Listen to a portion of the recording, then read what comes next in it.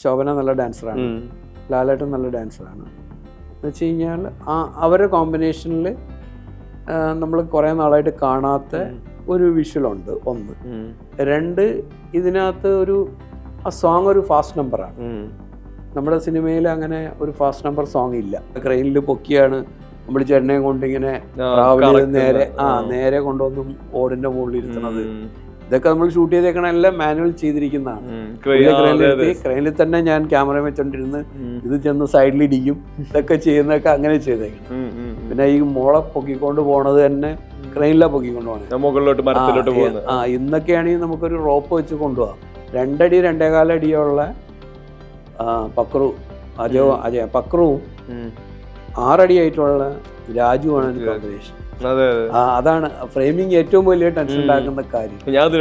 ഇവരൊരുമിച്ചിരുന്ന ഫ്രെയിമുകൾ, ആ ഫ്രെയിമുകളാണ് നമ്മളെ ഏറ്റവും വലിയ ടെൻഷനായത്. നമ്മൾ മാനുവലി ഇങ്ങനെ ബോക്സിൽ സാറ് താഴെ പോകുമ്പോൾ അതിൻ്റെ ഒപ്പം പോവും, സാറ് മുകളിലേക്ക് വരുമ്പോൾ വരെയും ആ ടൈമിങ്ങിൽ വരണം.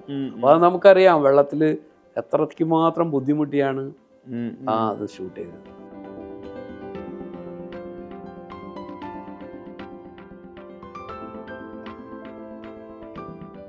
സിനിമയുടെ വിഷ്വൽ നറേറ്റീവില് ലാൻഡ്സ്കേപ്പിനുള്ള ഇമ്പോർട്ടൻസ് എല്ലാം പറയുന്നു. അവിടെ ഇപ്പോൾ തുടരും വരുന്ന സമയത്ത് നമ്മൾ ട്രെയിലറിന് ഇതിൻ്റെ ഒരു ലുക്ക് ആൻഡ് ഫീലില് രാത്രിയുണ്ട് കുറേ ഈ നനഞ്ഞൊരു മൂഡിലാണ്, ഒരു മഴ പെയ്ത് തോർന്ന മൂഡിലാണ് നമ്മൾ ഈ സിനിമയെ കാണുന്നത്. ഇതെല്ലാം നിങ്ങൾക്ക് ആദ്യം ഫീൽ ചെയ്യണമല്ലോ. ഇത് എത്ര ആർട്ട് വന്നാലും എത്ര സപ്പോർട്ടീവ് ആയിട്ടുള്ള എലമെന്റ്സ് അവിടെ കൊണ്ടുവന്നാലും നിങ്ങൾക്ക് ഇതിലൊരു ബിലീവബിൾ ഫാക്ടർ ഉണ്ടാവണം, അതിലൊരു സാറ്റിസ്ഫാക്ഷൻ വേണം. എങ്കിലും ഇത് ഡെലിവർ ചെയ്ത് നമ്മൾ പ്രേക്ഷകർക്ക് കൊണ്ടുവരാൻ പറ്റുള്ളൂ. ഒരു സിനിമ ഇപ്പോൾ പ്രത്യേകിച്ച് തുടരും എക്സാമ്പിൾ എടുക്കുകയാണെങ്കിൽ Thudarum from the beginning to end ഇതിനെ ബിലീവബിൾ ആക്കുന്നത്, വിഷ്വലി ബിലീവബിൾ ആക്കുന്നത് അതിൽ ഉള്ള എഫേർട്ടുകൾ എങ്ങനെയാണ്, അതിൽ നിങ്ങളുടെ ഒരു ടീം വർക്ക് എങ്ങനെയാണ്? അല്ല, ടീം വർക്കിൻ്റെ എന്ന് വെച്ച് കഴിഞ്ഞാൽ അവരുടെ മൊത്തം ആൾക്കാർ, ഇപ്പോൾ ആർട്ടായാലും ഡയറക്ഷൻ സൈഡിലായാലും എല്ലാവരും അതിൻ്റെ ബാക്ക്, ഇപ്പോൾ പ്രൊഡക്ഷൻ സൈഡിലായാലും പ്രൊഡ്യൂസർ ആണെങ്കിലും എല്ലാവരും ഒറ്റക്കെട്ടായിട്ടാണ് അതിൽ നിന്നത്. എന്ന് വെച്ച് കഴിഞ്ഞാൽ ത്രൂ ഔട്ട് സമയത്ത് ആൾക്കാരുണ്ടായിരുന്നു, അവർ കൂടെ നിന്നു എല്ലാത്തിനും.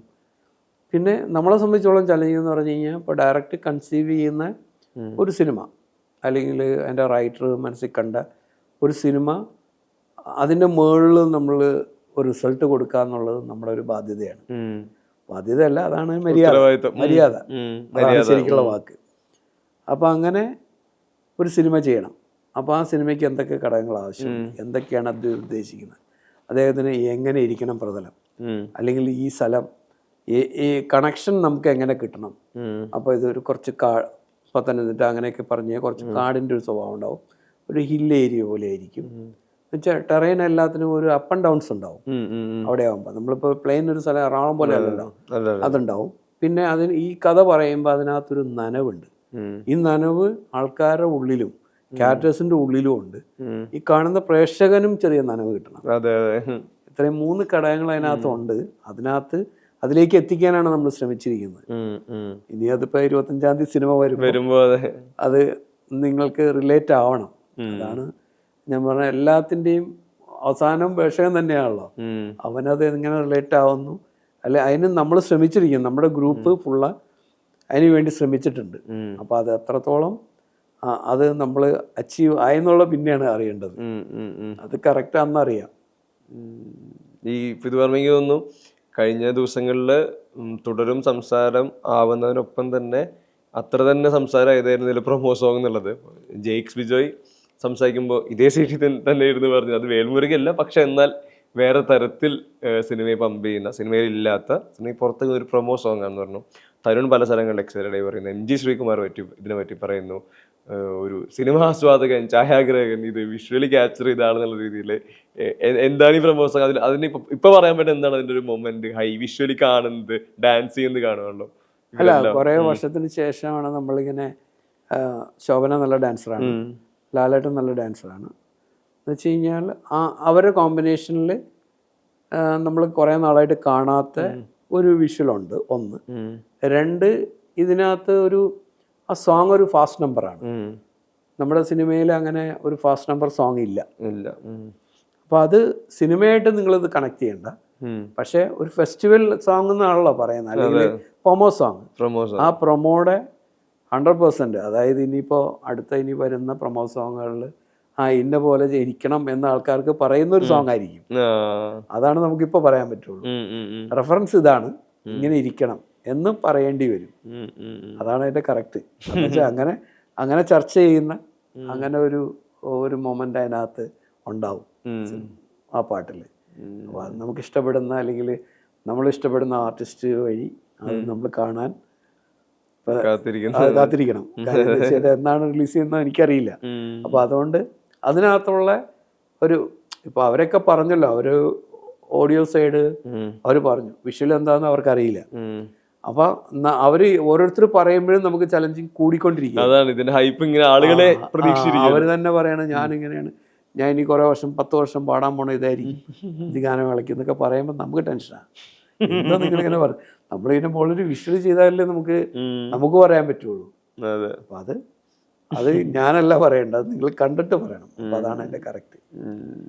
എന്തായാലും മോശമാവില്ല, അതിൻ്റെ ഒരു സ്റ്റാൻഡേർഡ് അത് കീപ്പ് ചെയ്യും. ഈ വിളക്ഷത്തിൽ വരുവാണെങ്കിൽ എനിക്ക് തോന്നുന്നു കുട്ടികളിലെ ഭയങ്കര ക്യൂരിയസ് ആയിരുന്നു ഈ കൈ ഇങ്ങനെ നീണ്ടു പോകുന്ന ഷോർട്ട് കാര്യങ്ങൾ. അതിന്റെ ഒരു കൺസീവിങ് ഐഡിയ എക്സിക്യൂഷൻ എങ്ങനെ? അല്ല, അത് ആ സിനിമ സംസാരിക്കുമ്പോൾ തന്നെ വിനയൻ സാറ് പറഞ്ഞത് ഒത്തിരി ഗ്രാഫിക്സ് ഒക്കെ ഉള്ളതാണ്, അവിടെ നിനക്ക് ചെയ്യാൻ പറ്റുമോ? അപ്പം ഞാനൊരു തുടക്കക്കാരനാണല്ലോ, ഞാൻ 3-4 പടങ്ങളെ ചെയ്തിട്ടുള്ളൂ. അപ്പം നമ്മൾ ചെയ്യാം സാർ, കുഴപ്പമില്ല. അല്ല, എനിക്ക് അങ്ങനെ ഒരു ധൈര്യക്കുറവ് ഒരിക്കലും തോന്നിയിട്ടില്ല. നമ്മൾക്ക് ഇത് ചെയ്യാം, അല്ലെങ്കിൽ ഇത് ചെയ്യാൻ പറ്റില്ല എന്ന് പറയാനുള്ളൊരിത് അന്നും ഉണ്ട്. അപ്പോൾ ഞാൻ പറഞ്ഞില്ല ചെയ്യാം. അപ്പോൾ അങ്ങനെ എൻ്റെ ആൾക്കാർ വന്നു, ചില ആൾക്കാരായിട്ട് സംസാരിച്ചു, അത് ഇതാണ് വേണ്ടതെന്ന് പറഞ്ഞു. അതിൻ്റെ ലെയറുകളെല്ലാം നമ്മൾ കറക്റ്റ് കൊടുത്തു. അപ്പോഴാണത് കറക്റ്റായിട്ട് വന്നത്. അങ്ങനെ ആ ഷൂട്ട് തുടങ്ങി കഴിഞ്ഞിട്ട് ആ ഒരു സാറിൻ്റെ കൂടെ തന്നെ ഞാൻ ഒരു 2-3 പടങ്ങൾ അടുപ്പിച്ച് ചെയ്തിട്ടുണ്ട്. പക്ഷെ അതിനകത്ത് ഒരുപാട് കാര്യങ്ങൾ ഇന്നത്തെ മാതിരിയുള്ള സൗകര്യങ്ങളില്ല. ക്രെയിനിൽ പൊക്കിയാണ് നമ്മൾ ചെണ്ണയും കൊണ്ടിങ്ങനെ രാവിലെ നേരെ കൊണ്ടുവന്നും ഓടിൻ്റെ മുകളിൽ ഇരുത്തണത്.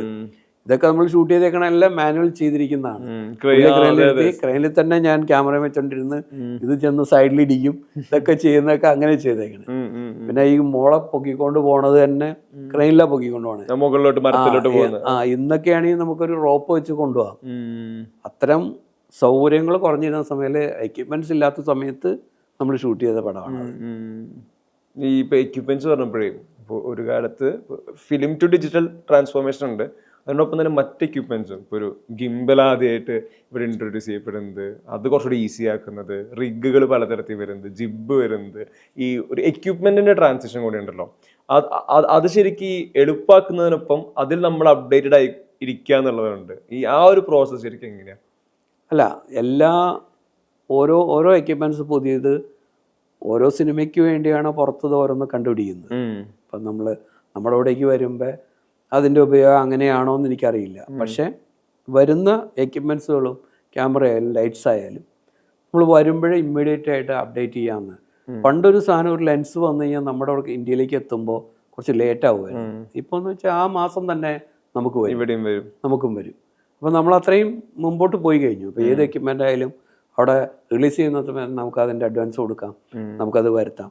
ഇത് വരുമ്പോൾ ഇതിൽ എന്തെല്ലാം ചെയ്യാൻ പറ്റും എന്നുള്ളത് നമ്മൾ എന്തായാലും ചെക്ക് ചെയ്യുമ്പോൾ ഇത് വെച്ച് എന്ത് ചെയ്യാൻ പറ്റും. പിന്നെ പുറത്തുനിന്ന് വന്ന പടങ്ങളോ അല്ലെങ്കിൽ വേറെ ലാംഗ്വേജ് വന്ന പടങ്ങൾ ഇത് ഉപയോഗിച്ചവർ എന്താണ് അതുകൊണ്ട് അവർ ചെയ്തിരിക്കുന്നത്, എന്താ അവർക്ക് റിസൾട്ട്, ഇതിൻ്റെ മുകളിൽ നമുക്ക് എന്തെങ്കിലും ചെയ്യാൻ പറ്റുമോ എന്നുള്ളതാണ്. അത്ര എക്യുപ്മെൻസുകൾ ഏത് വന്നാലും നമ്മൾ ഫ്രണ്ട്ലി ആവാന്നുള്ളതാണ് ആദ്യത്തെ കാര്യം. ക്യാമറ ഇപ്പോൾ ഫിലിമിൽ നിന്ന് മാറി ഡിജിറ്റലായ സമയത്ത് ഒരു കറക്റ്റായിട്ട് ഇത് ഡിജിറ്റൽ ഒരിക്കലും വരാൻ പോകുന്നില്ല, ഈ ഫിലിം തന്നെ നിൽക്കുള്ളൂ എന്ന് കുറേ ആൾക്കാരെങ്കിലും വിചാരിച്ചിട്ടുണ്ട്. എനിക്കങ്ങനെ തോന്നിയില്ല. കാരണം എന്ന് വെച്ച് കഴിഞ്ഞാൽ നമ്മുടെ കുറേ സുഹൃത്തുക്കൾ സ്റ്റില്ലെടുത്തിടുന്നത് ഡിജിറ്റലൊന്നും നിൽക്കുന്നില്ല, ഫിലിം തന്നെ നിൽക്കുള്ളൂ. ഞാൻ അവരുടെ പറഞ്ഞു ഇത് മാറും, ഇതൊരിക്കലും അത് പഠിക്കാതിരിക്കരുത്. നമ്മൾ ഒരു പുതിയ സാധനം വന്നാൽ പഠിക്കുന്നതാണ് നല്ലത്. പഠിച്ചിട്ട് നമുക്ക് വേണ്ടാന്ന് വെക്കാം, പഠിക്കാതെ നമ്മൾ വേണ്ടാന്ന് വെക്കുന്നത് നമ്മുടെ അറിവില്ലായ്മ എന്നാണ് എനിക്ക് തോന്നിയിട്ടുള്ളത്. ഒരിക്കലും അതല്ല, എക്യുപ്മെന്റ്സ് എന്ത് വന്നാലും അത് വെച്ച് നമുക്കൊരു റിസൾട്ട് ഉണ്ടാക്കാൻ നമുക്ക് പറ്റണം. അതിനുവേണ്ടി നമ്മൾ ശ്രമിക്കുന്നതാണ്. വന്നത് ഒരുപാട് കാര്യങ്ങൾക്ക് പടങ്ങളുടെ ലെവല് മാറാനും ഒരുപാട് ലെൻസുകൾ വന്നു, ഒത്തിരി ക്യാമറകൾ വന്നു, പിന്നെ ഒരുപാട് എക്യുപ്മെൻസുകൾ വന്നു. ഇതെല്ലാം നമ്മൾ യൂസ് ചെയ്യാൻ പറ്റുന്നുണ്ട്. കോസ്റ്റ് നമ്മുടെ ടോട്ടൽ മേക്കിംഗ് കോസ്റ്റ് കൂടിയിട്ടുണ്ട്. അതിനനുസരിച്ച് നമ്മുടെ സ്റ്റാൻഡേർഡും കൂടിയിട്ടുണ്ട് എല്ലാവർക്കും. എന്നുവെച്ചാൽ എല്ലാ DOPക്കും അല്ലെങ്കിൽ എല്ലാ ഡയറക്ടർ കൊണ്ടുവന്ന് ഷോട്ട് ചിലപ്പോൾ നമ്മുടെ കയ്യിൽ അതൊന്നും ഉണ്ടാവില്ല. അപ്പോൾ പറയും സൗര ഇത് ഇങ്ങനൊരു പ്രശ്നമുണ്ട്, ഇത് ഇന്നത് വെച്ച് എടുക്കേണ്ടതാണ് എന്നീ മാത്രം നമുക്ക് എങ്ങനെ എടുക്കാൻ പറ്റുമോ എന്ന് ചോദിക്കാറുണ്ട്. അപ്പം നമുക്ക് അതിൻ്റെ അകത്ത് ലിമിറ്റേഷൻ വെച്ച് ചെയ്യുമ്പോൾ അതിനകത്ത് എന്തെങ്കിലും കുറവുകളുണ്ടാവും. കറക്റ്റ് എക്യുപ്മെന്റ്സ് വരുമ്പോൾ അതിൻ്റെ 90% പോകും. അതാണ് കാര്യം. ഇപ്പം എനിക്ക് തോന്നുന്നു ഈ ലോങ് ജേണിയിലെ പെട്ടെന്ന് ഷാജി കുമാറിൻ്റെ സിനിമകൾ പറയുമ്പോൾ അതിൽ ഏറ്റവും ടോപ്പിൽ മിക്കപ്പോഴും വരുന്ന സിനിമയാണ് നരൻ എന്ന് പറയുന്നത്. അതായത് കോമൺ ഓഡിയൻസ് സാധാരണ പ്രേക്ഷകർക്ക് ഇമോഷണലി കണക്റ്റ് ആയ ഒരു ഹീറോ ആണ് അയാൾ. അയാളുടെ മാസ് മൊമെന്റുകളാവട്ടെ, ഇമോഷണൽ മൊമെന്റുകളാവട്ടെ, ഈ കേളപ്പേട്ടൻ വേലായുധൻ കെമിസ്ട്രി ആവട്ടെ, ഇതെല്ലാം ഭയങ്കരമായിട്ട് നമ്മളെ ഹിറ്റ് ചെയ്യുന്നതായിരുന്നു. ഈ നരനെ കുറിച്ച് ആദ്യം കേൾക്കുന്ന ഫീഡ് എന്താണ്? ആ സമയത്ത് കേൾക്കുമ്പോൾ ഒരു വിഷ്വൽ ഡിസൈൻ എന്താണ് മനസ്സിൽ? നരൻ ശരിക്കും എഴുതിയിരിക്കുന്നത് നമ്മുടെ രഞ്ജൻ പ്രമോദാണ്. രഞ്ജൻ പ്രമോദ് ഈ നരനെക്കുറിച്ച് ഞാൻ ശരിക്കും പറഞ്ഞു കഴിഞ്ഞാൽ അത് കഥ കേൾക്കണേക്കാൾ മുമ്പ് ആൻ്റണി പെരുമ്പോരാണല്ലോ. അപ്പം ആൻ്റണി ഒരു പ്രാവശ്യം മീറ്റ് ചെയ്യുമ്പോൾ പറഞ്ഞു ഇങ്ങനെ ഒരു പടം ചെയ്യുന്നുണ്ട്, ജോഷ് സാറിൻ്റെ ഒരു സിനിമയാണ്, ഞാൻ ഒന്ന് സംസാരിച്ച് നോക്കണ്ട് നിങ്ങളുടെ കാര്യം. അപ്പോൾ ഞാൻ പറഞ്ഞു സന്തോഷം. എനിക്കൊരു പ്രതീക്ഷയില്ല കേട്ടോ, 1% വരും. ജോഷ് സാറാണ്. ജോഷ് സാർ അങ്ങനെ ചെറിയ ആൾക്കാരെ ചെയ്യാറില്ലല്ലോ. അപ്പോൾ ഞാൻ പറഞ്ഞു ഓക്കെ എന്ന് പറഞ്ഞു. അത് കഴിഞ്ഞിട്ട് ഒരു പ്രാവശ്യം പറഞ്ഞില്ല, ഞാൻ സംസാരിച്ചു. അപ്പോൾ സാറിനാണെങ്കിൽ അങ്ങനെ ഒരു പുതിയ ആൾക്കാർ വെച്ച് ചെയ്യില്ല, പക്ഷെ പുള്ളി എങ്ങനെയോ സമ്മതിപ്പിച്ചു. അത് അതിൻ്റെ എനിക്കൊന്നും ഒരു ക്രെഡിറ്റും ഇല്ല, പുള്ളിയുടെയാണത്, അല്ലാണ്ട് സാർ ഒരിക്കലും ചെയ്യില്ല. അങ്ങനെ അത് പറഞ്ഞു. പുള്ളിയാണുള്ള പ്രൊഡ്യൂസർ ആയതുകൊണ്ട് അത് നടന്നു. പിന്നെയാണ് ഞാൻ സാറിനെ മീറ്റ് ചെയ്യുന്നത്. അതിനുശേഷം ഇയാളെ നമ്മുടെ രഞ്ജനെ കാണുന്നത്, രഞ്ജനായിട്ട് കഥയുടെ കാര്യങ്ങൾ. അപ്പോൾ ശരിക്കും പറഞ്ഞാൽ എനിക്കത് ആ വിഷ്വൽ വായിച്ച് ഈ സ്ക്രിപ്റ്റ് വായിച്ചിട്ട് ഇതിൻ്റെ വിഷ്വൽ എങ്ങനെ ചെയ്യുന്നൊരു ടെൻഷൻ വന്നു. എന്നുവെച്ചാൽ അത്രയും വലുതാണ്. നമ്മൾ വായിക്കുമ്പോൾ തന്നെ മുള്ളംകൊല്ലി നമ്മുടെ മനസ്സിൽ വരുന്നു, ഈ വെള്ളപ്പൊക്കം മനസ്സിൽ വരുന്നു. അപ്പോൾ ആ സമയത്ത് രഞ്ജൻ മനസ്സിൽ വിചാരിക്കുന്നത് നമ്മുടെ ഒരു പാണംകുഴി ആ പോരാണ് പുള്ളി ഉദ്ദേശിച്ചത്. ഞാൻ പോര് എനിക്ക് നന്നായിട്ടറിയാം, ഞാൻ പെരുമ്പാവൂരുള്ളതാണ്. അപ്പോൾ പോരിൽ ഒരിക്കലും ഇത് ഷൂട്ട് ചെയ്യാൻ പറ്റില്ല എന്ന് എനിക്കറിയാം. പാറക്കെട്ടുകളും പാറക്കെട്ടല്ല, പാറക്കകത്ത് മുഴുവൻ കുഴികള്. അപ്പൊ അവിടെ ഷൂട്ട് ചെയ്യാന്ന് പറഞ്ഞതിൽ ആരൊക്കെ പോകുന്ന ആർക്കും പറയാൻ പറ്റില്ല. ഞാൻ പറഞ്ഞ ഒരു കാരണവശാലും ഈ വെള്ളത്തിന്റെ ഒഴുക്ക് ഒരിക്കലും അവിടെ എടുക്കാൻ പറ്റില്ല, അത് ഷുവറാണ്. അങ്ങനെയാണ് ഞാൻ പറയുന്നത്, ഡേഞ്ചർ പറഞ്ഞ് മനസ്സിലായി. അങ്ങനെയാണ് നമ്മൾ ഒഗനക്കിൽ കാണുന്നത്, അവസാനം അവിടെ ഷൂട്ട് ചെയ്യുന്നു. അപ്പോൾ ആ മുള്ളംകൊല്ലി വേലായുധൻ എന്ന് പറയുന്ന ആ ക്യാരക്ടർ മുള്ളംകൊല്ലി ആക്കാൻ നമ്മളത് പല സ്ഥലത്തും കണ്ടു. അവസാനം പൊള്ളാച്ചിയാണ് ഷൂട്ട് ചെയ്തത്. ജോസഫ് ആണ് അതിൻ്റെ ആർട്ട്. ജോസഫ് മുമ്പ് പറഞ്ഞ പോലെ തന്നെ നമ്മൾ മുള്ളംകൊല്ലി ആക്കാൻ വേണ്ടി കുറേ മുള്ളായിട്ട് നടക്കായിരുന്നു കുറേ ആൾക്കാർ. ഒരു ട്രാക്ടർ നിറച്ച് മുള്ള് വേലി സെറ്റ് ചെയ്തിട്ട് പോകും ഓരോ സ്ഥലത്ത്. പിന്നെ അവിടുത്തെ വീടുകളൊന്നും നമ്മുടെ കേരള കൾച്ചറല്ല. അപ്പോൾ അതിനു വേണ്ടി ചെറിയ ചെറിയ എക്സ്റ്റൻഷൻ ചില വീടുകൾ ചെയ്തു. അങ്ങനെ മധുസാറിൻ്റെ വീട് ഒറ്റപ്പാലത്താണ് ചെയ്തത്, വളപ്പണ്ണവന്. അങ്ങനെ മിക്സ് ചെയ്ത് ഒരു മഴക്കാലത്ത് മഴ ഇല്ലാത്ത സമയത്ത് ഇവിടെ മഴയാകുമ്പോൾ പൊള്ളാച്ചി പോവാ, ഇവിടെ മഴയില്ലാത്തപ്പോൾ ഇങ്ങോട്ട് വരാം. അങ്ങനെയാണ് ഷൂട്ട് ചെയ്തത്. അങ്ങനെയായിരുന്നു നരൻ. നരൻ എന്ന് പറഞ്ഞത് നമുക്കൊരിക്കലും ഒരു സിനിമ ഇന്നാള് ഇത് ക്യാമറമാനാട്ടോ ഇങ്ങനെ കാണിക്കില്ല, നരൻ ഷൂട്ട് ചെയ്ത് അപ്പോഴേ അതിന് ചേഞ്ച് ഉണ്ട്. അതായത് നരൻ അത് കഴിഞ്ഞിട്ട് ഒന്നുകൂടി പുലിമുരുകൻ ഷൂട്ട് ചെയ്തായിട്ടാന്ന് പറയും. അപ്പോൾ കുറച്ചുകൂടി ഇത് അറ്റൻഷൻ വരുന്ന ഒരു പേരാണ് ശരിക്കും പറഞ്ഞ. ശരിക്കും അവർക്ക് വിശ്വാസം വരില്ല. നമ്മളങ്ങനെ ഇങ്ങനെ ഒരാൾ പെട്ടെന്ന് അത് ചെയ്തോ എന്നൊക്കെ പറഞ്ഞിട്ട് ഞാൻ വിചാരിച്ചു ഇങ്ങനെ ഒരാളല്ലല്ലോ, എന്താണ് വിചാരിച്ച എനിക്കറിയില്ല. അല്ല അത് അവരെയും പറഞ്ഞിട്ട് കാര്യമില്ല. അപ്പോൾ ആ സിനിമ ജോഷ് സാറിൻ്റെ കൂടെ നമുക്ക് വർക്ക് ചെയ്യാൻ പറ്റി. സാറ് പിന്നെ ലാൽ സാറിനെ പരിചയപ്പെടാൻ പറ്റി മെയിനായിട്ട്.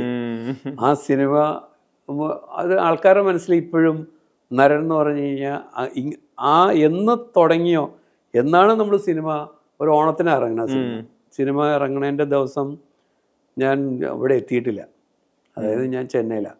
പ്രിൻ്റ് കുറച്ച് ലേറ്റായി. അത് കാരണം രാവിലെയാണ് ഫ്ലൈറ്റിൽ കാര്യങ്ങളൊക്കെ വന്നത്. പല സ്ഥലങ്ങളിലും നൂൺ ഷോ ഇല്ല, മാറ്റിനേ ഉള്ളൂ. അപ്പം ഞാൻ അവിടെ നിന്ന് രാത്രിയുള്ള ഫ്ലൈറ്റാണ് വരണേ. കൊച്ചിയിൽ വരുമ്പോൾ സെക്കൻഡ് ഷോ എന്തോ ഓടിക്കൊണ്ടിരിക്കുക. അപ്പോഴാണ് ഞാൻ കേരളത്തിലെത്തി. പക്ഷെ ഞാൻ അവിടെ വെളുപ്പിന് വരെയുള്ള സംഭവം കഴിഞ്ഞ് ഞാൻ ഉറങ്ങിക്കൊണ്ടിരിക്കുക. സിദ്ധുപ്പനയ്ക്കൽ എന്നെ വിളിച്ചു, ഭയങ്കര ഹിറ്റാണ്ട പടം എന്ന് പറഞ്ഞിട്ട്. എനിക്കൊരു അങ്ങനെ ഒരു ഇതൊന്നുമില്ല. പക്ഷേ പുള്ളി പറഞ്ഞു പടം കണ്ടവരൊക്കെ ഞെട്ടിരിക്കുന്ന ഫോട്ടോഗ്രാഫി ഭയങ്കര ഇതുണ്ട്. ഞാൻ പറഞ്ഞു ഫോട്ടോഗ്രാഫി അവിടെ നിൽക്കട്ടെ, പടം ഇഷ്ടപ്പെട്ടോ? പടം ഇഷ്ടപ്പെട്ടു. അങ്ങനെയാണ് നരത്തിൻ്റെ ഒരു വരവ്. നരപറവ് എനിക്ക് തോന്നുന്നത് ഇപ്പം നരനിൽ ഈ ലാസ്റ്റത്തെ പ്രളയം സീക്വൻസ് ഉണ്ട്, അല്ലെങ്കിൽ ഫൈറ്റ് സീക്വൻസുകളുണ്ട്, ഇൻട്രോ സീക്വൻസ് ഉണ്ട്. ഇതൊക്കെ പറയുമ്പോഴും പെട്ടെന്ന് ആളുകളെ കണക്ട് ചെയ്യുന്നത് ഈ വേൽമുരുക എന്നുള്ള സോങ് ആണ്.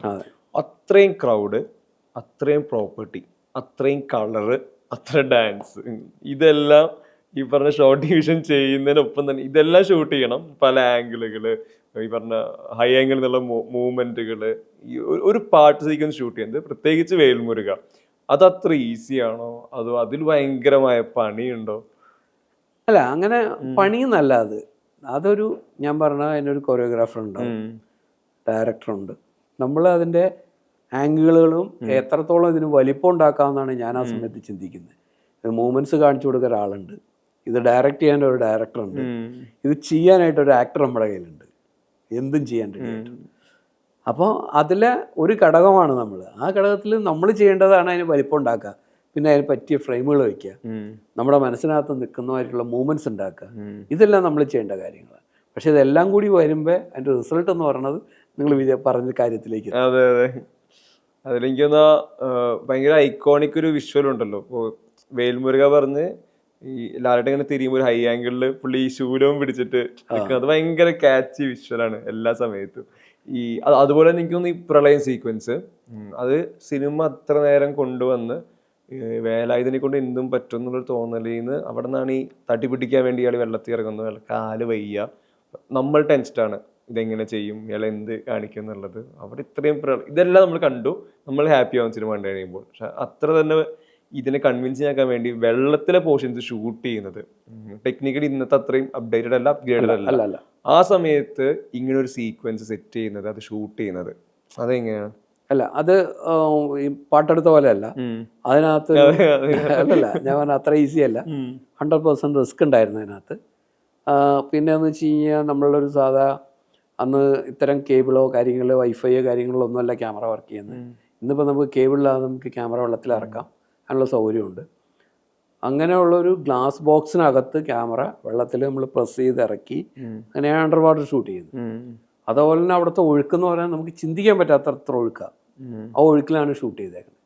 പേടിപ്പിക്കുന്ന ഒഴുക്കിൽ വളരെ കഷ്ടപ്പെട്ട്, ഒരിക്കലും ഇതിൻ്റെ ആ ഷൂട്ട് ചെയ്യുന്ന ആർക്കും ഇതിന്റെ റിസൾട്ട് ഇങ്ങനെ വരുമെന്നോ ഒന്നും പറയാം. നമ്മൾ ഷൂട്ട് ചെയ്യുന്നുണ്ട്, നമുക്ക് വ്യക്തമായ ഡൗട്ട്. ഈ അണ്ടർ വാട്ടർ ഷൂട്ട് ചെയ്യുമ്പോൾ അതിൽ ഭയങ്കര രസമുള്ള ഷോട്ട് ഉണ്ടല്ലോ, ഈ കാലിങ്ങനെ ചവിട്ടി പോകുന്നത്. ഇതെല്ലാം ഇതുപോലെ തന്നെ കിട്ടുമെന്നുള്ള അല്ല, അത് നമ്മൾ അതിനു വേണ്ടി നമ്മൾ സെറ്റ് ചെയ്തു. ഈ പാറയും റോക്കും കാര്യങ്ങളും വെച്ചിട്ട് നമ്മൾ വിസ്മയക്കകത്ത് പോയി ടാങ്കിൽ സെറ്റ് ചെയ്തു. സെറ്റ് ചെയ്ത് അത്രയും വലിയ ടാങ്കിനകത്താണ് അത് ചെയ്തേക്കുന്നത്, സാറ് ചവിട്ടി പോണൊക്കെ. അല്ല, മറ്റും നമുക്ക് അവിടെ കിട്ടില്ല, അത്ര ഒഴുക്കില്ല. അപ്പൊ അത് റീക്രിയേറ്റ് ചെയ്യാന്ന് പറഞ്ഞാൽ തന്നെ അത് വലിയ പണിയാണ്. ഞാൻ പറഞ്ഞ ഒറിജിനൽ ഷോട്ട് ചെയ്യുന്ന എന്തൊക്കെ ബാലൻസ് വേണമെന്ന് പറഞ്ഞു കഴിഞ്ഞാൽ ആ ബാലൻസ് എല്ലാം നമ്മൾ റീക്രിയേറ്റ് ചെയ്തതാണ്. അപ്പൊ അതും ഇതായിട്ട് മാച്ച് ചെയ്യുന്നല്ലോ. ഞാൻ പറഞ്ഞാൽ അവിടത്തെ ഒകനക്കുള്ള ഷൂട്ട് എന്ന് പറഞ്ഞാൽ ശരിക്കും ജീവൻ പറഞ്ഞ പോരാട്ടം. ഈ ഒകനക്കെല്ലാം ഇപ്പോ ഒരു ആക്ഷൻ വിളിച്ച് ഈ പറഞ്ഞ താഴേന്ന് പൊന്തി വരുന്ന പോർഷൻ ഉണ്ടോ, ഇതിലെ ടൈമിങ് കൃത്യമായിരിക്കണം, ക്യാപ്ചർ ചെയ്യാൻ പറ്റണം. അത് മാത്രമല്ല, അത് സാറ് താഴെ പോകുമ്പോഴേ നമ്മൾ ഓൺ ചെയ്യും. എപ്പോ വന്നാലും അല്ല, പോയി ഇമ്മീഡിയറ്റ് തിരിച്ചു വരും. അപ്പൊ എന്ന് വെച്ചാൽ നമുക്കിത് വിഷ്വൽ ഇല്ലല്ലോ, കാണാൻ വ്യൂ ഫൈൻഡറിൽ ഇല്ല. നമ്മൾ മാനുവലി ഇങ്ങനെ ബോക്സിൽ സാറ് താഴെ പോകുമ്പോൾ അതിൻ്റെ ഒപ്പം പോവും, സാറ് മുകളിലേക്ക് വരുമ്പോൾ വരെയും ആ ടൈമിങ്ങിൽ വരണം. അപ്പൊ അത് നമുക്കറിയാം വെള്ളത്തിൽ എത്രയ്ക്ക് മാത്രം ബുദ്ധിമുട്ടിയാണ് അത് ഷൂട്ട് ചെയ്തത്. അതൊരിക്കലും നമുക്കൊരു പറഞ്ഞല്ലോ, ഞാൻ പറഞ്ഞ അതിന്റെ ഡയറക്ടർ ആയാലും എല്ലാ സെക്ഷനും, ഇപ്പൊ യൂണിറ്റ് ആയാലും ഫുൾ യൂണിറ്റ് വെള്ളത്തിലാണ്. അത്രയും പേര് ഇങ്ങനെ അതിന്റെ ഒരു സ്ട്രെയിൻ എന്ന് പറഞ്ഞു കഴിഞ്ഞാൽ നമ്മൾക്ക് ഒരിക്കലും ഈ സമയത്താണെങ്കിൽ നമുക്ക് കുറച്ചുകൂടി അഡ്ജസ്റ്റ് ചെയ്യാൻ പറ്റും. പക്ഷെ ആ സമയത്ത് ഒട്ടും പോസിബിൾ അല്ലാത്ത സമയത്ത് ഷൂട്ട് ചെയ്തതാണ്. വലിയ റിസ്ക്കും കൂടി അല്ലേ എടുക്കുന്ന ആ സമയത്ത്. ഞാൻ ചോദിക്കുന്നത്, ഇപ്പോൾ നിങ്ങളെടുക്കുന്ന അത്ര എഫേർട്ട് തന്നെ മലയാളത്തിലെ ഏറ്റവും വലിയ സ്റ്റാർഡത്തിൽ നിൽക്കുന്ന ഒരു ആക്ടറും കൂടെ ഇതിന്റെ ഭാഗമായിട്ട്. ആ റിസ്ക് ഞാൻ പറയുന്നത് അത്ര ഒരു കാര്യം നമ്മൾ എല്ലാ പടം ഷൂട്ട് ചെയ്യുമ്പോൾ ഇതല്ല. ഏത് സിനിമ ഷൂട്ട് ചെയ്യുമ്പോൾ നമ്മുടെ ഫ്രണ്ടിൽ നിൽക്കുന്ന ആളുടെ വാല്യൂ വളരെ ഇമ്പോർട്ടൻ്റ് ആണ്. നമുക്കൊരിക്കലും ഇപ്പോൾ ഞാൻ പറഞ്ഞ എല്ലാവരും അല്ല, ചില ഡയറക്ടേഴ്സ് ആ വാല്യൂ കാണാണ്ട് അതെന്താ ചെയ്താൽ എന്താ കുഴപ്പമൊന്നും ഒരിക്കലും അങ്ങനെ ചിന്തിക്കാൻ പറ്റൂല. നമുക്കൊരിക്കലും ചിന്തിക്കാൻ പറ്റില്ല. അവരുടെ സേഫ്റ്റി ഫസ്റ്റ് നമ്മൾ നോക്കും. അതൊരു മര്യാദയാണ്. ഞാൻ പറഞ്ഞ ഇരിക്കുന്ന ഇത് അല്ലെങ്കിൽ അത്രയും വലിയൊരു സ്റ്റാറിനെ അവിടെ വരെ എത്താൻ പെട്ട പാട് ഭയങ്കരമായിരിക്കും. അല്ലെങ്കിൽ നിൽക്കുന്നുണ്ടെങ്കിൽ അതിൻ്റെ ഒരു വാല്യൂ ഉണ്ടല്ലോ, സർവൈവ് ചെയ്ത്. അങ്ങനെ ഒരാളുടെ ലൈഫിനും അല്ലെങ്കിൽ അയാളുടെ സേഫ്റ്റിക്കും നമ്മൾ 100% സെക്യൂരിറ്റി, അതായത് നമ്മൾക്കൊരു ഓക്കെയാണ്, ചെയ്ത കുഴപ്പമില്ല എന്ന് തോന്നിയാൽ മാത്രമേ നമ്മൾ ഓക്കെ പറയുള്ളൂ. അല്ലാതെ ഒരു ഉദ്ദേശം ചെയ്യട്ടെ എന്നൊരിക്കലും വിചാരിക്കില്ല. അതല്ല ബന്ധം. അതുകൊണ്ട് ഞാൻ പറഞ്ഞ ഒരു കാര്യം നമ്മൾ പറഞ്ഞു കഴിഞ്ഞാൽ സാർ ഓക്കെ ആണോ എന്ന് ചോദിച്ചാൽ ഓക്കെ ആണെന്ന് പറഞ്ഞാൽ സാർ ചെയ്യും. കാരണം എന്ന് വെച്ച് കഴിഞ്ഞാൽ അത്ര വിശ്വാസമുണ്ട് നമ്മളിൽ. നമ്മളതങ്ങനെ എന്തെങ്കിലും കുഴപ്പമുള്ളൊരു കാര്യം പറയില്ല എന്നുള്ള ധാരണയാണ്. അപ്പം അതൊരു സ്നേഹവും വിശ്വാസവും തന്നെയാണ് എപ്പോഴും ഉണ്ടാകുന്നത്. ഈ നരനൊക്കെ പറ്റി പറയുമ്പോൾ എനിക്ക് തോന്നുന്നു ഈ വേഷവും നസ്രാണി, അത് മമ്മൂട്ടി സിനിമകളുടെ അസോസിയേഷനിൽ പ്രധാനപ്പെട്ടതാണ്. അതിൽ ഈ വേഷത്തിൽ വരുമ്പോൾ കുറച്ചുകൂടെ ഒരു ഫാമിലി ഡ്രാമയാണല്ലോ. വീടിനകത്താണിത് കുറേ നേരം. ഇത് പലപ്പോഴും ഈ സിനിമ ഇവരുടെ വീടിനകത്ത് അല്ലെങ്കിൽ ഇപ്പോൾ ഒരു റിസോർട്ടിലെ പോർഷൻസ്, കമ്പനിക്കകത്ത്, ഓഫീസിൻ്റെ അകത്ത്, ഇൻഡോർ പ്ലേകളാണ് കൂടുതൽ. അല്ലാതെ ഔട്ട്ഡോർ ഉണ്ട്. ഇപ്പോൾ ഒരു പാസ്റ്റ് കാണിക്കുന്നത്, അപ്പു പുറത്തിറങ്ങുന്നതൊക്കെ വരുന്നുണ്ട്. ഈ നസ്രാണി വരുമ്പോൾ സിനിമയുടെ വലുപ്പം, ഇതിൻ്റെ ലെൻസിങ് മുതൽ ഇതിൻ്റെ ഈ വൈറ്റ് ഫ്രെയിമുകൾ, ആൾക്കൂട്ടങ്ങൾ, കാർ ചേസുകൾ, ഹെലികോപ്റ്റർ, അത് വേറെ തരത്തിൽ അതിൻ്റെ ഒരു വലുപ്പമുണ്ട്. ഈ 2 മമ്മൂട്ടി ചിത്രങ്ങൾ, വേഷവും നസ്രാണിയും, അതിൻ്റെ ഭാഗമാവുന്നത് വേഷത്തിൽ നിന്ന് തുടങ്ങാം. വേഷം പോലെ ഒരു സിനിമ ഭയങ്കര ഇമോഷണൽ ഫാമിലി ഡ്രാമ, ഇത് പുൾ ഓഫ് ചെയ്ത് എക്സിക്യൂട്ട് ചെയ്യുന്നത് എങ്ങനെയാണ് അതിൻ്റെ ഭാഗം? അല്ല, അത് VM Minu ആണ് എൻ്റെ ഡയറക്ടർ. അതേ ഇങ്ങനെ വേഷം എന്ന് പറഞ്ഞ പടം ചെയ്യുന്നുണ്ട്. അത് സ്വർഗീത്രയാണ് എൻ്റെ പ്രൊഡ്യൂസർ. മമ്മൂക്കയാണ് അഭിനയിക്കുന്നത് എന്ന് പറഞ്ഞ് ഞാൻ ഏതോ ലൊക്കേഷനിൽ വെച്ച് എന്നെ വിളിച്ച് പറഞ്ഞു ഇങ്ങനെ നമ്മുടെ ഒരു സിനിമ. അപ്പം ഞാൻ പറഞ്ഞു അതിനെന്താണെന്ന് ചോദിച്ചു.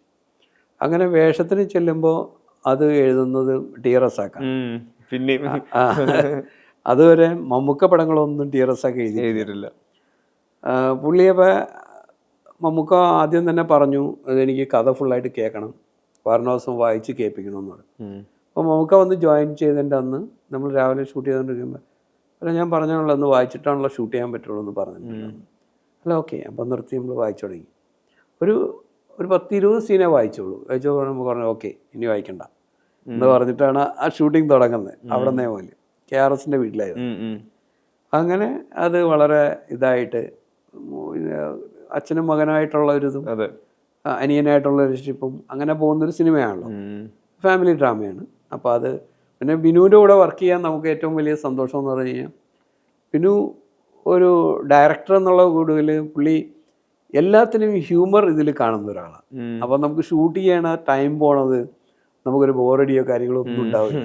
ഭയങ്കര ഫണ്ണായിട്ടാണ്. അപ്പം നമുക്കടുത്ത് സംസാരിക്കണമെങ്കിലും ഒരു ബ്രദറിനോട് സംസാരിക്കുക. അതായത് നല്ല പ്ലസൻ്റായിട്ട് പോകും ഷൂട്ട് എപ്പോഴും. അവിടെ നിന്ന് ആ സിനിമ തീർന്നിട്ടാണ് ശരിക്ക് ഇങ്ങോട്ട് നസ്രാണിയിലേക്കൊക്കെ എത്തുന്നത്. നസ്രാണി മൊത്തത്തിൽ നസ്രാണി എന്ന് പറയുന്ന സാധനം ശരിക്കും രഞ്ജിത്തേട്ടൻ എഴുതിയതാണ് കോഴിക്കോട്. അപ്പോൾ അതിൻ്റെ ഒരു ഗ്രാഫും പിന്നെ ജോഷ് സാറ് വരുമ്പോൾ ഓട്ടോമാറ്റിക്കായിട്ട് സാറിൻ്റെ ഒരു ഇതിൽ ഇപ്പോൾ സാധാരണ ഒരാൾ 10 ജീപ്പ് പറയുകയാണെങ്കിൽ സാറ് ചിലപ്പോൾ 15 ജീപ്പ് പറയും. അല്ല, അത് വലിപ്പം സാറിൻ്റെ മനസ്സിൻ്റെ ഒരു ഇതാണ്. അങ്ങനെയുള്ള സിനിമയ്ക്ക് വലിപ്പം വേണമെന്നും അതിൻ്റെ ഒരു ഫ്രെയിം ഇങ്ങനെ ഇരിക്കണമെന്നൊക്കെ തോന്നുന്ന ഒരാളാണ്. അപ്പം നമുക്കത് നരൻ എന്ന് പറഞ്ഞ സിനിമയിൽ നമുക്ക് മനസ്സിലായതാണ്.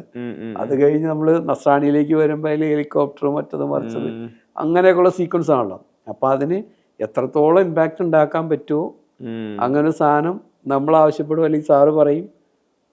അങ്ങനെയാണ് ആ സിനിമയിലേക്ക് വരുന്നത്. ഈ നസ്രാണി എന്ന് പറഞ്ഞ സിനിമ തുടങ്ങി കുറച്ച് ദിവസം കഴിഞ്ഞപ്പോൾ തന്നെ അതിൻ്റെ സ്കെയില് കുറേശ്ശെ വലുതാവാൻ തുടങ്ങി. പിന്നെ അത് കഴിഞ്ഞ് പിന്നെ അത് നമ്മൾ കൊമേഴ്സ്യലി എനിക്ക് തോന്നണു അതൊരിക്കലും അങ്ങനെ ഭയങ്കരമായിട്ട് കളക്ട് ചെയ്ത സിനിമയല്ല. പക്ഷെ നമുക്ക് വർക്ക് കൊണ്ട് ഭയങ്കര ഇഷ്ടപ്പെട്ട ഒരു സിനിമ തന്നെയാണ്. ലാൻഡ്സ്കേപ്പും കാര്യങ്ങളൊക്കെ അതെ. അല്ല, ശരിക്കും അതിൻ്റെ റൂട്ടുകൾ എല്ലാം നമുക്ക് ശരിക്കും പറഞ്ഞു കഴിഞ്ഞാൽ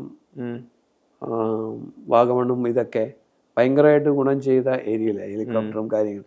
ഹെലികോപ്റ്ററിൽ എന്ന് വെച്ച് കഴിഞ്ഞാൽ ഇത് 3 ദിവസം വന്ന് വെയിറ്റ് ചെയ്ത് ഹെലികോപ്റ്റർ ആ ഷോട്ട് എടുക്കാനായിട്ട്. അല്ല, ഈ മോളിൽ നിന്ന് നമ്മളുടെ ഈ ഇവരുടെ ഒരു വെഡിങ് ആനിവേഴ്സറി യെസ് ഇങ്ങനെ കാണിക്കും, 10ാം വെഡിങ് ആനിവേഴ്സറി എന്ന് പറഞ്ഞിട്ടൊരു സാധനം, ഒരു കുന്നിൻ്റെ മുകളിൽ കേക്കൊക്കെ സെറ്റ് ചെയ്തിരിക്കുക. അവിടേക്ക് വരുന്ന ഒരു അപ്രോച്ച് ഷോട്ട് എടുക്കാനായിട്ട് അതിൽ അതിലാ വന്ന് ഇറങ്ങണം മമ്മൂക്ക. അപ്പോൾ അതിനുവേണ്ടി എല്ലാം സെറ്റ് ചെയ്ത് ഇത് കഴിഞ്ഞ് 3 ദിവസം മറ്റേ മിസ്റ്റ് കാരണം നമുക്ക് ഒന്നും കാണാൻ വയ്യ. അപ്പോൾ ഇവർക്ക് പെർമിഷൻ ഇല്ല ഫ്ലൈ ചെയ്യാൻ. ലാസ്റ്റ് 3ാം ദിവസമായി നിർബന്ധിച്ചത് ഇറക്കാണ്. അപ്പോൾ അവിടെ നിന്ന് തൃശങ്കു എന്ന് പറഞ്ഞ് അവിടെ നിന്ന് ഈ സാധനം ലിഫ്റ്റായി നമ്മൾ ക്യാമറയൊക്കെ സെറ്റ് ചെയ്ത് ഇവിടെ വന്ന് ഇതിലേക്ക് വരാം. പക്ഷേ എന്ത് ചെയ്താൽ നമുക്ക് കണ്ടുകൂടാ, താഴെ മൊത്തം ഫുൾ പുകയായിട്ട്. ഇത് ഇയാൾക്ക് ഒരു ഐഡിയയും കിട്ടണില്ല, എവിടെ ലാൻഡ് ചെയ്യണം ഒരു പിടിയും കിട്ടണില്ല. കുറേ നേരം കഴിഞ്ഞപ്പോൾ പുള്ളി ഇങ്ങനെ മൂർത്തി എന്നാണ് അദ്ദേഹത്തിൻ്റെ പേര് പറഞ്ഞു, ഇങ്ങനെ ഓപ്പൺ ആകുമ്പോൾ നമ്മളിങ്ങനെ ഒരു ഹില്ലിൻ്റെ തൊട്ടടുത്താണ് ഹില്ലിൻ്റെ. അപ്പോൾ അതിങ്ങനെ ഭയങ്കര ഇത് കറങ്ങാൻ ഭയങ്കര പാടാത് മുകളിലേക്ക് പൊങ്ങി വരാൻ. അപ്പോൾ പറഞ്ഞു ഇതെന്ത് ഇവിടെ എന്നുള്ളത് എല്ലാവരും ഞെട്ടി നോക്കണം, ക്യാമറ അസിസ്റ്റന്റ് ഞാനുണ്ട്, ഇതൊക്കെ അകത്തുണ്ടല്ലോ. ഇത് ഡേഞ്ചറാന്ന് മനസ്സിലായി. എന്തോ ഭാഗ്യം കൊണ്ട് ദൈവാധീനം കൊണ്ട് അവിടെ നിന്ന് രക്ഷപ്പെട്ടു. പുള്ളിനെ ഞാൻ അറിയണേ എന്റെ ഡേഞ്ചർ എത്ര. പുള്ളി ചോദിച്ചു പേടിച്ചോ എന്ന് ചോദിച്ചു എന്നോട്, മൂർത്തി പൈലറ്റ്. ഞാൻ പറഞ്ഞു ഇല്ല, എത്ര ഡേഞ്ചർ ആയിരുന്നു അറിയാമോ എന്ന് ചോദിച്ചു പുള്ളി. ഞാൻ പറഞ്ഞു അതും അറിയില്ല. നമ്മള് നാരോ എസ്കേപ്പാണ് അവിടെ നിന്ന്, കിട്ടില്ല, അത്രയ്ക്ക് ഇതായിരുന്നു. അപ്പം അത്തരം സംഭവങ്ങൾ ദൈവാധീനം കൊണ്ടായിരിക്കും, പക്ഷെ ഒന്നും സംഭവിച്ചില്ല. ഒരു അഡ്വഞ്ചറും കൂടെ ഈ ജേണിയിൽ. അതെ അല്ല, അത് എടുക്കാൻ പാടില്ലായിരുന്നു. ഈ മിസ്റ്റ് മാറിയിട്ടേ നമ്മൾ ലിഫ്റ്റ് ചെയ്യാവുള്ളായിരുന്നു, അതാണ് പ്രശ്നം. പക്ഷെ 3 ദിവസമായി കഴിഞ്ഞപ്പോൾ എല്ലാവർക്കും ടെൻഷൻ ആവുമല്ലോ, റെന്റ് കാര്യങ്ങൾ എല്ലാം നോക്കൂല. അതിന് നമുക്ക് പറഞ്ഞു ഞാൻ കയറില്ല ഇനി എന്നൊക്കെ പറഞ്ഞ് ഭയങ്കര ടെൻഷനായിരുന്നു.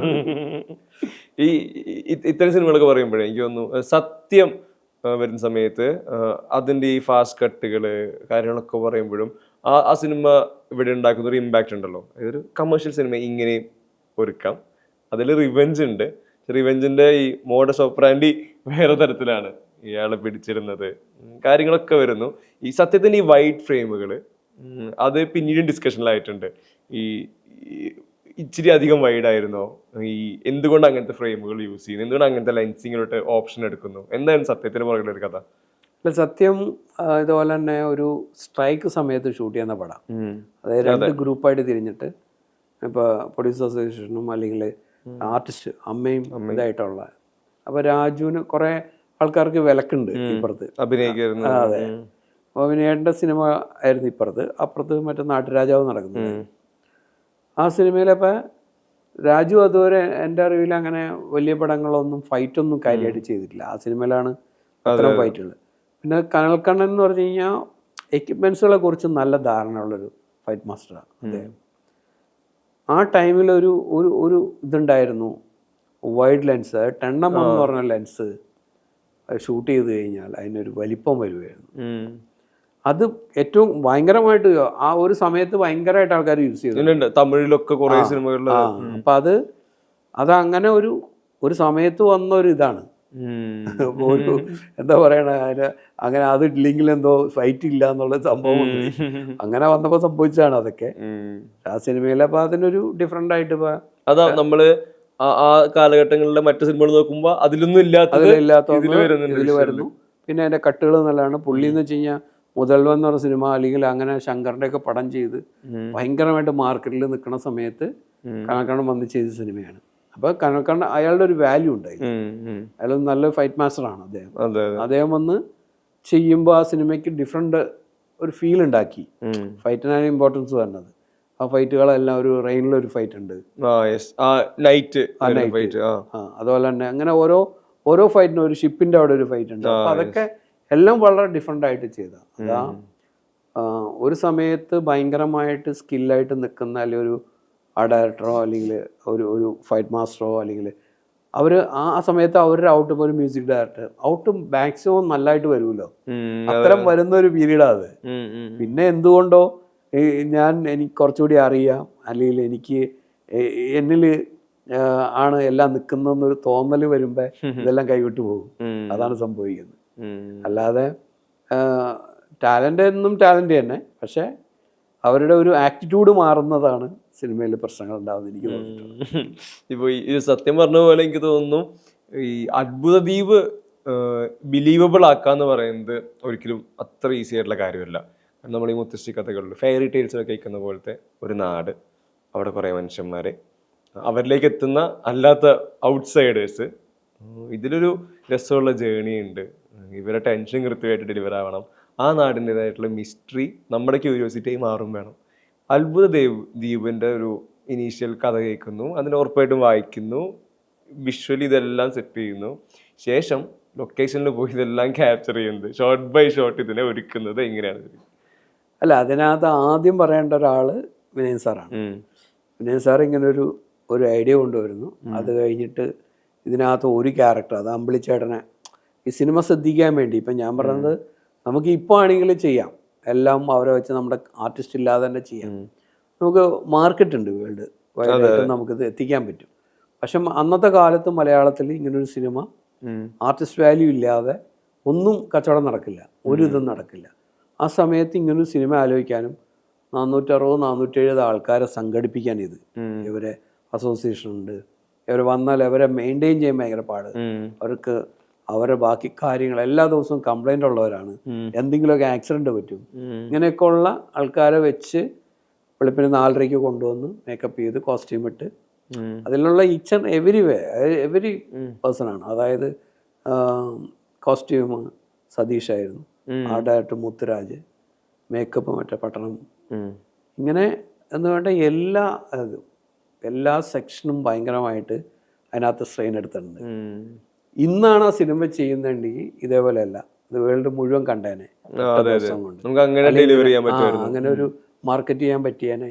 ഇങ്ങനൊരു സിനിമ മലയാളം പോലൊരു സ്ഥലത്തുനിന്ന് ഇത്രയും കാര്യങ്ങൾ, ഇത്രയും ബുദ്ധിമുട്ടി അവർ ഡാൻസ് ചെയ്യുന്നു, അവർ ഫൈറ്റ് ചെയ്യുന്നു, അവരുടേതായ ലോകം ക്രിയേറ്റ് ചെയ്ത് അതിനകത്തൊരു സിനിമ ചെയ്യാന്ന് പറഞ്ഞാൽ ചെറിയ കാര്യമല്ല, ചിന്തയെ വലുതാണ്. അതിൻ്റെ ഒപ്പം തന്നെ അത് എക്സിക്യൂട്ട് ചെയ്ത് ഇങ്ങനൊരു ഇതിലേക്ക് കൊണ്ടുവരാൻ, അതിനൊരു ഞാൻ പറഞ്ഞ ഇപ്പം കണ്ടാലും നമുക്കതൊരു മോശം കാര്യങ്ങൾ പറയേണ്ടതില്ല. അപ്പം ആ ഒരു വാല്യൂ അതിന് കിട്ടിയില്ല. അപ്പം നമ്മൾക്കുള്ള പ്രശ്നം എന്ന് വെച്ച് കഴിഞ്ഞാൽ 2 അടി 2.25 അടിയുള്ള പക്രുവും 6 അടിയായിട്ടുള്ള രാജുവാണ് ഒരു കോമ്പിനേഷൻ. അതാണ് ഫ്രെയിമിങ് ഏറ്റവും വലിയ ടെൻഷൻ ഉണ്ടാക്കുന്ന കാര്യം. ഞാൻ ഇവരൊരുമിച്ചിരുന്ന ഫ്രെയിമുകൾ, ആ ഫ്രെയിമുകളാണ് നമ്മളെ ഏറ്റവും വലിയ ടെൻഷനായത്. അത് ഇവള് നോക്കണമെങ്കിൽ നമുക്ക് ഇങ്ങനെ നോക്കണം, അത്ര നോക്കുന്ന. അതെ, അതുകൊണ്ട് അത് രണ്ടും കൂടി കമ്പോസ് ചെയ്യാന്ന് പറഞ്ഞാൽ ചെറിയ വിഷയമല്ലായിരുന്നു. ഇത്തരം കാര്യങ്ങൾ പിന്നെ അമ്പിളിച്ചേട്ടനെ ചെറുതാക്കണം. അങ്ങനെ എല്ലാ ഫ്രെയിമുകളിലും കോംപ്ലിക്കേഷൻ ഉണ്ട്. അതെങ്ങനെ ഷൂട്ട് ചെയ്ത് ശരിക്കും ആ സമയത്ത്? ചെറിയതെന്ന് വെച്ചാൽ അത് ക്യൂസ് ചെയ്യുക ചെയ്തേ. ഫസ്റ്റ് ഇമേജ് ആ ഇമേജിനെ ക്യൂസ് ചെയ്യുക ചെയ്തേ, അല്ലാണ്ട് നമുക്കിങ്ങനെ സ്കെയിലിംഗ് അല്ല അത് ചെയ്തേക്കണം. അതുകൊണ്ടാണ് ഈ അതിന്റെ പുള്ളിയുടെ കൈയും കാലും ഒക്കെ വളയാൻ കാരണം ക്യൂസിങ് വന്നു. അല്ല, അതുവരെ ക്യൂസിങ് ആരും ചെയ്തിട്ടില്ല, സ്കെയിൽ ചെയ്തിട്ടുണ്ട്. നേരത്തെ ഇങ്ങനെ സ്കെയിൽ ചെയ്ത് നമ്മൾ കുപ്പിക്കകത്തൊക്കെ ആക്കാറുണ്ടല്ലോ. പക്ഷെ ഇതല്ല, ഇതെന്ന് വെച്ചാൽ നമ്മളിങ്ങനെ ക്യൂസാ ചെയ്തിങ്ങനെ. അപ്പം അങ്ങനെ ക്യൂസ് ചെയ്യുമ്പോൾ അത് കറക്റ്റായിട്ടുള്ള ഇമേജ് നമുക്ക് വന്നു. പിന്നെ പല മാച്ചിങ്ങും ചെയ്തിട്ടുണ്ടായിരുന്നു. പക്ഷെ അതിനകത്തുള്ള റിസ്ക് എന്ന് പറഞ്ഞാൽ എല്ലാ ഫ്രെയിമിലും നമുക്ക് ചലഞ്ച് ഉണ്ടായിരുന്നു. നോർമൽ പോലെ നമുക്കൊരു ഷോട്ട് വെച്ച് പോകാൻ പറ്റില്ല. ഈ ഷോട്ട് വയ്ക്കുമ്പോൾ ഒന്നീ ഹൈറ്റ് വ്യത്യാസം ഉണ്ടാവും, അല്ലെങ്കിൽ ആ ഷോട്ട് വെച്ച് ഒരാളുടെ ക്യൂസിങ് ഉണ്ടാവും, ഇത്രയും ആൾക്കാർ അസംബിൾ ചെയ്യണം. അതങ്ങനെ വളരെ ഫാസ്റ്റ്. വലിയ സിനിമ എത്ര ദിവസം ഷൂട്ട് ചെയ്തു? അത് പാലക്കാട് നമ്മൾ ഷൂട്ട് ചെയ്തത് 30 ദിവസം, അല്ലാതെ പുറത്തൊരു 15 ദിവസം, 45 ദിവസം ഷൂട്ട് ചെയ്തിട്ടുള്ളൂ. 100 ദിവസം ഇല്ലല്ലോ സിനിമ. അപ്പൊ അതുകൊണ്ട് ഒരിക്കലും അത് സംഭവിക്കില്ല. അത് നമ്മൾ ആ പാലക്കാട് പോർഷൻ നമ്മളൊരു 10 ദിവസം നേരത്തെ കഴിഞ്ഞു. അപ്പൊ അതുകൊണ്ടാണ് നമ്മൾ അഡ്വാൻറ്റേജ് കിട്ടി. അതെ. പിന്നെ എൻ്റെ ഒരു കോസ്റ്റ്യൂം കാര്യങ്ങളും ഇന്നാണെങ്കിൽ എത്ര കോടിയാവും, അന്ന് എത്രക്ക് ചെയ്തു, അല്ല അങ്ങനെ ഒരു തോട്ട് കൊണ്ടുവന്ന് അങ്ങനെ എക്സിക്യൂട്ട് ചെയ്തത് ഒരു ഡയറക്ടർ ഇതാണ്, മിടുക്കാണ് അത്. അല്ലെങ്കിൽ എന്ന് വെച്ച് കഴിഞ്ഞാൽ പകുതി വെച്ച് ഇട്ടിട്ട് പോകാൻ തോന്നുന്ന ഒരു സിനിമയാണ്. അല്ല, എല്ലാ ദിവസവും കംപ്ലൈന്റുകൾ വരും. ഇപ്പൊ അജയനിപ്പോ ഗിന്നസ് ഇത് വരാൻ കാരണം തന്നെ അതിനകത്ത് ഫൈറ്റ് ചെയ്തിട്ടുണ്ട്, പുള്ളി ഡാൻസ് ചെയ്തിട്ടുണ്ട്, പുള്ളി കുതിരപ്പുറത്ത് പോയിട്ടുണ്ട്, നായകനായിരുന്നു. ഇതെല്ലാം അതും നായകൻ എന്ന് പറഞ്ഞു കഴിഞ്ഞാൽ അതിനകത്ത് ചെയ്തിരിക്കുന്ന അജയനെ ഇവർക്ക് കൈക്ക് ഒന്നും ശക്തി ഉണ്ടാവില്ല, അല്ലെങ്കിൽ നിൽക്കാൻ പറ്റില്ല. അപ്പൊ ഇതിനകത്ത് നമ്മൾ ക്ലോത്ത് വെച്ചാണ് സപ്പോർട്ട് ചെയ്തേക്കണേ, കെട്ടിയേക്കണേ. എന്ന് വെച്ചാൽ മറ്റേ റോപ്പ് വെച്ച് കെട്ടി കഴിഞ്ഞാൽ വേദന എടുക്കും. അങ്ങനെയാണ് കുതിരപ്പുറത്തൊക്കെ പിടിച്ചു പോണത്. അതിനകത്ത് എന്തൊരു റിസ്ക് ഉള്ള കാര്യങ്ങളാണ് ചെയ്തേക്കണേ. ഭയങ്കര മൊമെന്റുകളുള്ള. അതെ, ഒരുപാട്, ഒന്നും രണ്ടും ഇല്ല. അപ്പൊ അതിനകത്തുള്ള ഓരോ ആൾക്കാരും നമ്മളെ വേറെ എവിടെയെങ്കിലും വെച്ച് കാണുമ്പോൾ അവർ ആ സിനിമയെക്കുറിച്ചും അന്ന് സംഭവിച്ച കാര്യവും നമ്മളെ ഓർമ്മിപ്പിക്കും. ഞാനായിരുന്നു അത് ചെയ്തത്, ഞാനാണ് ഇന്ന രാജാവിൻ്റെ ഇത് ചെയ്തത് എന്നൊക്കെ പറയും. അത് നമ്മൾ ദുബായി പോകുമ്പോൾ ഒരു സ്ഥലത്ത് ഹോട്ടലിൻ്റെ ഫ്രണ്ടിൽ ഈ സെക്യൂരിറ്റി നിൽക്കണ മാതിരി തന്നെ അവരെ ഈ ആയിട്ട് കുറഞ്ഞ ആൾക്കാരെ നിർത്താറുണ്ട്. അവർ ഇത് ഡോറൊന്നും തുറക്കണ്ട, അവർ കൗതുകത്തിന് വേണ്ടി അങ്ങനെയുള്ള ആൾക്കാരെ നമ്മളൊന്ന് പരിചയപ്പെടാറുണ്ട്. അപ്പം ഞാൻ ഒരു സ്ഥലത്ത് നിന്ന് സീറ്റില്ലാതെ നിൽക്കുക, എനിക്ക് പാരഗണം കണ്ടെത്തോ.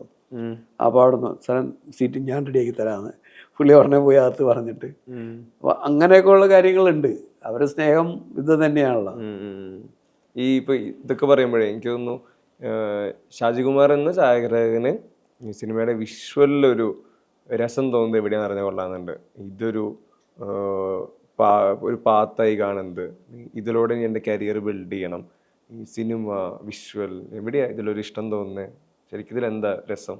അല്ല, ഞാൻ വരുന്നത് വിപിൻ മോഹൻ സാറിൻ്റെ കൂടെയാണ് അസിസ്റ്റൻ്റായിട്ട്. അദ്ദേഹത്തിൻ്റെ കൂടെ സിനിമകൾ ചെയ്യുമ്പോൾ ഞാൻ പറഞ്ഞല്ലോ 6ാമത്തെ അസിസ്റ്റൻ്റായിട്ടാണ് നമ്മൾ നിൽക്കണേ. അപ്പം നമുക്ക് പ്രത്യേകിച്ച് ജോലിയൊന്നുമില്ല ഇപ്പോഴത്തെ മാതിരി. ഇപ്പോൾ നമ്മൾ പേപ്പറുകൾ അല്ലെങ്കിൽ ഫിൽറ്റേഴ്സൊക്കെ വാങ്ങിക്കുന്ന റോള് കണക്കിനാണ്.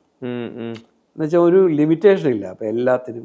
മറ്റത് ഇത്ര ഫീറ്റേ കിട്ടുള്ളൂ, 6 അടി അല്ലെങ്കിൽ 8 അടി അങ്ങനെയൊക്കെയുള്ള ഫീറ്റേ ഉള്ളൂ. പേപ്പറും ക്ലോത്തൊക്കെയാണ് ഈ വളരെ കുറച്ച് കാര്യങ്ങൾ, ലൈറ്റുകൾ നമ്പേഴ്സ് കുറവായിരിക്കും. അപ്പം അങ്ങനെ യൂസ് ചെയ്യുന്ന അതിൻ്റെ ഒരു കഷ്ണം പോലും കളയാതെ സൂക്ഷിക്കുക, ഇതൊക്കെയാണ് നമ്മുടെ ജോലികളിൽ. ഇന്ന് റഫാണ് ഇവരൊക്കെ എന്ന് വെച്ച് കഴിഞ്ഞാൽ എൻ്റെ അസിസ്റ്റൻസ് ഒക്കെ ചെയ്യണുണ്ട്. അതങ്ങനെയല്ല, കെയറിങ് ഇല്ല. കാര്യം എന്ന് വെച്ചാൽ എൻ്റെ നമ്മളിപ്പോൾ അത്രയും നോക്കേണ്ട കാര്യമില്ല. മറ്റേൻ്റെ പ്രൊഡ്യൂസർ തരില്ല, എങ്ങനെയെങ്കിലും ഒപ്പിക്കണം, അങ്ങനെയൊക്കെയുള്ള കാര്യങ്ങളാണ്. അപ്പോൾ ആ സമയത്ത് നമുക്ക് പ്രത്യേകിച്ച് ജോലിയൊന്നും, പക്ഷെ നമ്മളത് ദൂരെ ഇരുന്ന് നമുക്ക് പോയി ഡയറക്ടർ സാറിൻ്റെ അടുത്ത് സാറേ എന്താണ് ഇങ്ങനെ ചെയ്തേക്കണമെന്നോ അല്ലെങ്കിൽ എന്താണ് ഉദ്ദേശിക്കണമെന്നോ ചോദിക്കാൻ പറ്റില്ലല്ലോ. അപ്പം നമ്മൾ സീനിയേഴ്സിനോട് ചോദിച്ചാൽ അവർക്ക് ഇഷ്ടപ്പെടില്ല. ഇപ്പം ഈ സമയത്താണ് ആ ചോദിക്കണമെന്ന് ചെയ്യും. അപ്പം അതുകൊണ്ട് അതും രക്ഷയില്ല, എങ്ങനെ പഠിക്കും? അപ്പം ദൂരം നിന്ന് കാണാം. പിന്നെ നമ്മൾ മറ്റുള്ള ജോലി, ഇപ്പം സത്യൻ്റെ കൂടെയാണ് ഏറ്റവും കൂടുതൽ പടങ്ങൾ ചെയ്തേക്കുന്നത്. അപ്പോൾ അവിടേക്കെന്ന് വെച്ച് കഴിഞ്ഞാൽ നമുക്ക് അവിടെ ഫ്രീഡം എന്ന് വെച്ച് കഴിഞ്ഞാൽ അസിസ്റ്റന്റ് ഡയറക്ടർമാരുടെ കൂടെ കൂടും. അവരുടെ അടുത്ത് കൂടിയിട്ട് കാര്യങ്ങളൊക്കെ അല്ല അവരുടെ ജോലികളെ വാസിങ് വിടുക അല്ലെങ്കിൽ അതിന് ഹെൽപ്പ് ചെയ്യുക, ആർട്ടിൽ ഹെൽപ്പ് ചെയ്യുക. അപ്പം നമ്മൾ എൻഗേജ്ഡ് ആയിരിക്കും. ഒന്നുമില്ല ഇവിടെ ചെയ്യാന്ന് വെച്ചാൽ നമ്മൾ സെറ്റിൽ നിന്ന് പുറത്ത് പോകേണ്ടി വരും. ഫൈനലാവും പറയാ ബാക്കിയുള്ളവരൊക്കെ ആവശ്യമില്ലാത്തവർ പുറത്ത് പോകുന്നത് നമ്മൾ ആദ്യം പോകണമല്ലോ. ഇങ്ങനെ എന്തെങ്കിലും ചെയ്തുകൊണ്ടിരുന്നാൽ നമുക്ക് പോകേണ്ടി വരില്ല. എപ്പോഴും ക്യാമറയുടെ അവിടെ അല്ലെങ്കിൽ ആ ഡയറക്ഷൻ സൈഡിൻ്റെ എവിടെയെങ്കിലും ചുറ്റിപ്പറ്റി നിൽക്കും. എന്താ ചെയ്ത് എന്താണെന്ന് അറിയാം. പിന്നെ എനിക്ക് എന്തെങ്കിലും ഒരു പനി വന്നു, അസുഖമാണെങ്കിലും ഞാൻ ഒരിക്കലും ലീവ് എടുക്കില്ല. എനിക്ക് അന്നേ ദിവസം അവിടെ എന്താ സംഭവിക്കണേന്ന് എനിക്ക് വലിയ ടെൻഷനാണ്. ഞാനവിടെ ആരുമല്ല, പക്ഷേ എനിക്ക് തോന്നാണ് അത് ഞാൻ കാണാണ്ട് പോവുമല്ലോ ആ സംഭവം എടുക്കണ എന്താന്ന്. അങ്ങനെ ഒരു ആഗ്രഹം എന്നിലുണ്ടായിരുന്നു. അങ്ങനെ വളർന്ന് പിന്നെ നമ്മൾ പതുക്കെ അതിൻ്റെ ഡീറ്റെയിൽ പഠിക്കണം, അല്ലെങ്കിൽ അതിൻ്റെ എന്താണ് എൻ്റെ ടെക്നിക്ക് എന്നറിയാൻ വേണ്ടിയിട്ട് എൻ്റെ ഉള്ളിലേക്ക് പോയണം.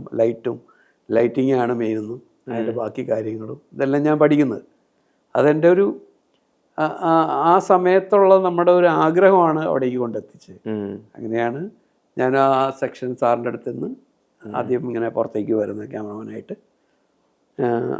ഞാൻ പറയില്ലേ മുത്തമ്മൻ എന്ന് പറഞ്ഞ സിനിമയിൽ ആദ്യം എത്തുന്ന അവിടെയാണ്. ടൈഗറിന് IQ വളരെ കുറവാണ്, ചീറ്റയ്ക്കായാലും അതെ. നമ്മൾ ഇപ്പം എനിക്ക് ആഹാരം തരുന്ന ആളാണ്, ഇയാളെ ഉപദ്രവിക്കാൻ പാടില്ല എന്നൊന്നും അതിനില്ല. അതിന് തോന്നിയാൽ അത് അറ്റാക്ക് ചെയ്യും. അത് നമ്മൾ സഹിച്ചേ പറ്റുള്ളൂ. അത് തന്നെയാണ് എൻ്റെ രീതി.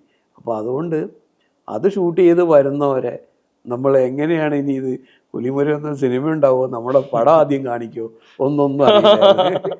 അല്ല, ഷൂട്ടിങ്ങിനിടയിൽ പറ്റിയ അങ്ങനെയല്ലേ കാണിക്കുള്ളൂ. ഇത് ഫോട്ടോ കാണിക്കുമല്ലോ, സമർപ്പണം. ആ സമർപ്പണമാണോ ഇത് അർപ്പണമാണോ എന്നുള്ള പിന്നെ അറിഞ്ഞോളൂ.